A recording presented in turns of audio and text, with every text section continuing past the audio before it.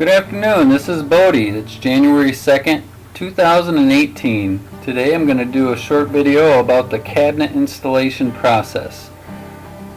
Before I start any cabinet job, and I've installed dozens of them, I got very particular in the type of screws I wanted to use because Phillips head screws strip out very easily, and you are in an awkward position sometimes when you're trying to install these screws, and it's just easier to use square drive. The square drive don't strip out nowhere near as easy. They can hold right onto the tip of the screw, and you can reach farther back and higher up in the cabinet by leaving it on the drill when you're installing by yourself and holding the cabinet with one hand or a stick underneath it, and then you use your other hand to install the screw. So before you even start the job, you can't get the kind of screws that I used at the local box stores, so I'd have to order them online. But they were a square drive washer head cabinet installation screw. 3-inch was the main size that I used. 3.5s would come in handy sometimes. But that you would also need 2 3/4, 2.5, 1 1/4, 1.5. So I would keep my screw supply on the truck. I would just order enough to do multiple jobs, and then when I got low I would reorder. That's how I'd get around that. So before I ever start the job, you want to make sure the cabinets are delivered where you want them, preferably in the garage or inside the house. And it's nice to have a place to set up your tools inside out of the weather in the garage. Sometimes there's not enough room for both your tools and the cabinets. But having a dolly is a must. Having your proper screws is a must, being set up, and then having all the tools that you need. Now you need quite a few tools for cabinet installs in order to make it go smooth. So you have your basic carpenter tools of a tool belt, a regular finish hammer, like a 16-ounce smooth face straight claw or curved claw finish hammer. You need a tape measure, pencil, compass for scribing. I used a combination of a power planer and a little mini belt sander for scribing. You really need both. Sometimes you need a biscuit joiner if you're doing countertops on the cabinets, but that's not a must. But your standard tools of table saw with a finish blade in it, a miter box adjusting, preferably double bevel miter box with a finish blade, 80 tooth finish blade. If you're a 12 inch is more than sufficient for the miter box. My table saw was a 10 inch. But basically you got to get all your tools inside set up. You need multiple different levels. You need a 6-foot level, a 4-foot level, and a 2-foot level. Minimum, you need those 3. And the first thing that you do is you put the level on the floor where the cabinets are going to go, and you try to find the highest point in the floor. The reason you're finding the highest point in the floor is so that when you mark a line on the wall at this highest point and install all of the cabinets to that line, the line is higher up than the cabinets. And that's easy to compensate for because you use shims, and you shim the cabinets up to the line. The one point where it's at the lowest point is where you want to find and start that line, so that one cabinet will fit exactly at 34.5 inches off the floor, which is typical, and then 1.5 inch countertop gets you up to your 36-inch standard countertop height. So one cabinet will go in at that 34.5, and the rest of them, hopefully the floor will drop down and you'll be able to shim your cabinets up. Sometimes you can't accomplish this, and sometimes you have to shave some off the bottom of the cabinet to make that work. It's not ideal. You try to avoid it as much as possible, but if you do have to do that, that's where the power planer comes in. You can take material off quickly. You're going to make dust. There's going to be dust in the house. Drop cloths are an absolute essential must when you're doing carpentry. You're going to need drop cloths in the entryway where you walk in and out. You're going to want drop cloths over your tools at the end of the night. You know, you kind of package them up into a neat little rectangle and put a cloth over them. And you're going to want a drop cloth to be where you're working so that your boots and your tools and whatnot when you're kneeling down don't scuff on the nice new floors. A lot of times when you're doing new cabinets, they've already had new floors put in, so sometimes you'll have to put down cardboard over the whole entire floor before you even start. A lot of times the flooring guys will have that done, but if they don't, you have to do it. It's your responsibility to protect the floor, because if you damage the floor, it's on you. So you got all your power tools, you got all your hand tools. Laser level is definitely something that could speed up the process for putting your lines on the wall, but I've tried a few different methods. When I first started out, I tried a water level with a little digital beeper to let you know when you mount it on the wall on one side of the room with where the digital box is, and then you bring the hose filled with water over to the other side of the room and lift it up and down until the sensor senses where the water level is and tells you where it's level. That's an easy way to level across long distances. You don't have to have the electric sensor. You can just use a tube, like a 1/2 inch clear tube with water in it, and water will always be level. So wherever you have the end of the tube and where the air starts and the water stops is going to be level with where the air stops and the water starts in the other end of the tube. The problem I found with using a water level is keeping water in this tube eventually molded over time, and so there was no way to really clean out the tube effectively, and the tool became useless. So I just stick to levels for the most part. You could use lasers if you already got one. I definitely wouldn't go invest in one specifically for this purpose, because you're using the levels to install the cabinets level as well, which a laser wouldn't work for that. So you're going to need to have levels. There's just no way around it. A good drill, variable speed, a good set of drill bits. The best drill bits that I found were that actually tapered with a countersink on them already, so that you could drill into a cabinet when you're trying to fasten a cabinet to cabinet.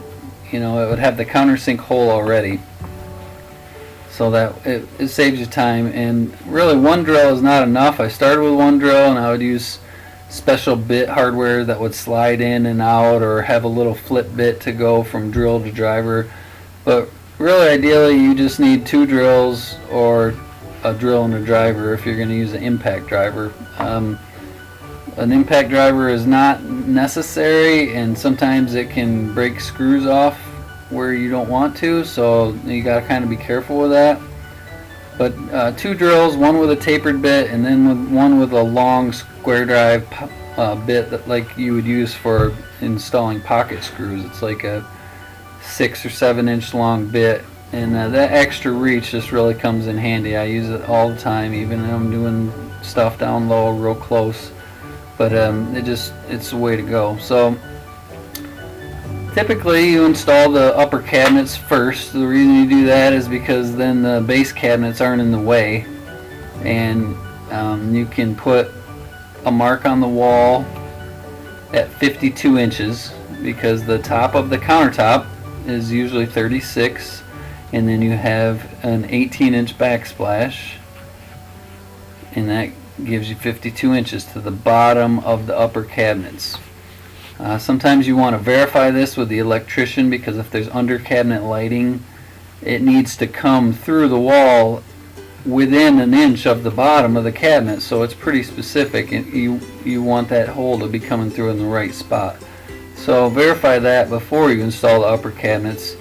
If there's going to be a backsplash between the lower cabinets and the upper cabinets, like some tile, it doesn't matter if you put holes in the drywall. So to make the job easier, you can install a little cleat, a little strip of wood on your line, on the bottom of the line for the upper cabinets, and then you can set the cabinet on that line and it'll automatically hold it level. And then for doing a one-man install, it really helps out.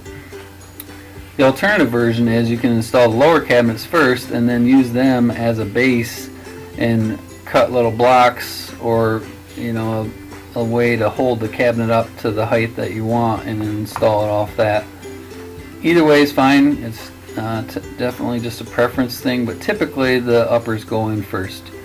When you install the uppers, you need to make sure that whatever you're doing for a finish at the top, usually crown molding or some sort of scribe trim or quarter round, you have to figure room for that first before you install. So you can't, if it's a bulkhead, you don't just want to run it up tight to the bulkhead and proceed on. It's kind of the reverse procedure of doing the base cabinets on the floor. You want to find the low spot in the ceiling and measure down from that. So one cabinet will go in at the exact right height, and then hopefully the rest of the ceiling will go up from there to leave space, because you don't want to be grinding off the top of the cabinets to get them all installed. That's going to slow down the process. It's going to potentially come back to haunt you later when you go to install the crown. There's not enough cabinet left, or a little piece of scribe trim and there's not enough cabinet left. Makes for a lot messier install whenever you have to use a power planer or a belt sander. If dust is an issue, you got to take the cabinet back out into the garage and do your modifying and then bring it back in the house, because a lot of times the house is really close to being finished at this point and you don't want a bunch of extra dust in the house. So doing the figuring ahead of time and making sure that you figured for these potential problems just makes the install go a lot smoother, and it can be a lot of fun. Once you get good at it, you just have to follow the process, do an awesome job, getting all the doors and drawers installed and tweaked and leveled out and plumb, and get it front to back, left and right, up and down, so that the door sits perfect. It's really pretty easy with most of the cabinets that you buy these days that are full overlay. They're not like inset where they have to be perfect. So again, just having everything you need before you start. You would think that just the screws wouldn't make that much of a difference, but using a square drive, they had a sharpened tip on them. They're kind of like they're not self-drilling, but they're made with a little cutout in the tip so that they would thread themselves better. And then they also had extra little nibs underneath the countersink to help them remove material. But the screws I use are made by High Point, and you could get them with a lube finish on there. A lot of times when you're using screws in hardwood, it'll just squeal like a banshee when you're installing the screw. So I would get the ones that were they had a little bit of silicone dry lube lubrication sprayed on them. Nothing you could feel really when using the screw, but they would just help with that going in easier with a lot less noise. So having all the cabinets there on site, having your screws, having your tools, a lot of times you can knock out a typical cabinet install in 2 days. That's a smaller kitchen. The bigger ones could get into 3, and then just doing all the trim afterwards, installing the toe kick. You do need a lot of nail guns. You need a finish nailer, which will shoot 2 to 2.5 inch finish nails. You need a brad nailer, which will shoot 3/4 to 1.5 brad nails. Those are an 18 gauge. The finish nails are a 16 gauge. So the 16 gauge are larger, the 18 gauge is smaller, and then all the way down to a 23 gauge micro pinner, which you use for installing the crown molding and the toe kick, because the nail is actually a headless pin, and it's so small you can hardly even see it with the eye. Some of the finishes, like white, you might have to put a little putty in there to fill the hole, but a lot of times the 23 gauge micro pinner, it's just, you can put a little glue behind your toe kick and then pin it on, and that'll hold it until the glue dries and you're good to go. So I hope this was helpful. This is my cabinet installation thought process that I used for doing cabinet installation over the years, and do good work and know where the handles need to go. A lot of times the customers will want you to do that as well, and that's the best thing because there's a lot of work that goes into cabinets and you don't want to mess it up on the last step. So when it comes to putting handles on, you can get some blue painter's tape and kind of stick that on the cabinet where the handle goes and mark that out with pencil first. Use a scratch awl to mark your hole, and then drill the hole for the cabinets. 3/16 bit was usually what I'd use. I'd use the same tapered bit that I would use for the rest of them. The tapered bits were a little bit pricey. You'd get them in like a 3-pack for $25, but that would last you multiple jobs. Usually there was only one size you needed in the 3-pack, but it was cheaper to get that than buy it separate. Or a lot of times you couldn't find it separate. It's just how they sold them. So yeah, I hope this helps. Good luck with your cabinet installation job, and have a wonderful new year. Take care. Bye-bye.